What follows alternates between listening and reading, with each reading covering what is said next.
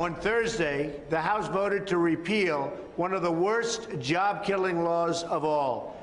It's called Obamacare. Perhaps you've heard of it. Most importantly, it will be great health care, and your premiums will come down, and your deductibles will come down. Repealing and replacing Obamacare will be a big, big win for the American people. All right, Donald Trump does have one thing correct there in that new weekly address: the grammar. Repealing Obamacare will be a big deal, future tense, because it hasn't happened yet, and it may never happen. But even if it never happens, consider that the House vote did. And that means voters in every congressional district in the country know if their representatives want to gut Obamacare now. And we're being told by independent experts that this is already helping Democrats. They gained in 20 House seat contests this week in the ratings from the nonpartisan Cook Political Report. The vote energizing grassroots fundraising as well, over $4 million pouring into Democratic candidates since yesterday. And the last time the Democrats took back the House was in 2006, when those disillusioned with George Bush's second term swung 31 seats, making Nancy Pelosi Speaker. And the man sitting right there next to her is Chris Van Hollen. When Democrats won in 2006, they tapped him to lead the House elections as chairman of the DCCC. So he knows something about this map, and here's how he now handicaps this race. I think the House is in play. First of all, you have all this energy around the country responding and resisting to the Trump agenda to turn back the clock. And Exhibit A in that effort is their effort to blow up the Affordable Care Act. I think this is going to be a really tough vote for Republicans to defend.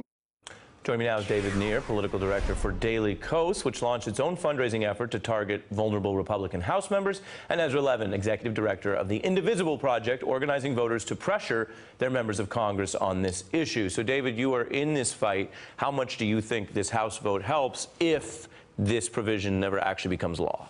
No matter what happens, we Democrats can hang this around Republicans' necks for the next 18 months, and we will. And it's already fired up the grassroots like never before.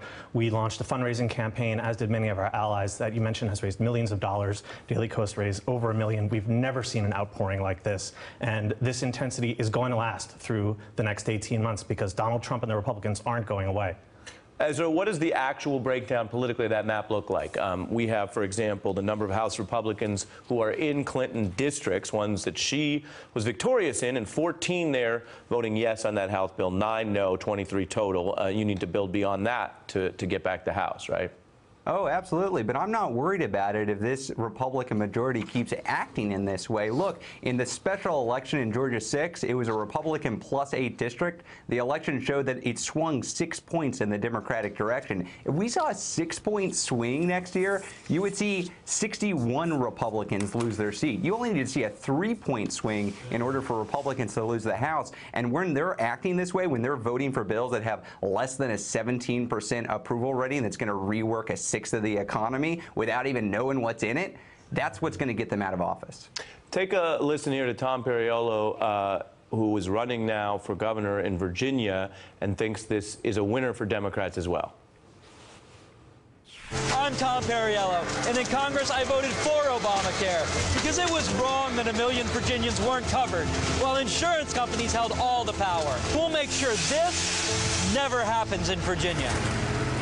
First of all, you can see that in literature class, he was probably not, real soft on symbolism, the crushing ambulance behind him, very direct message. But second, politically, you know that in these governor's races, you don't have to bring it back to Congress. You can run on all kinds of other things. So just on the politics, what does it tell you that he thinks this is a winning issue for him to bring up federal issues in Trump and the ACA?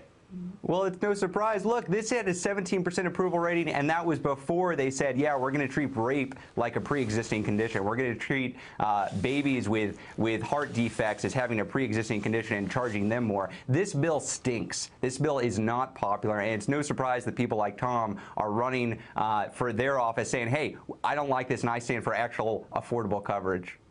David, the other political pushback is that in this environment, candidates, no matter what party, do better when they stick to what they ran on and are strong and bright partisans rather than something more mediocre. And you work with a website, Daily Kos, that attacked Joe Lieberman and other Democrats who are seen as squishy.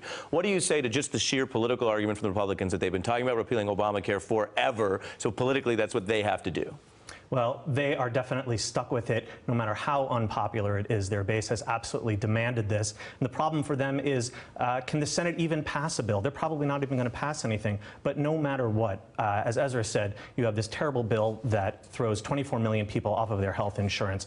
And Republicans will take that with them all the way into November, no matter what. All right.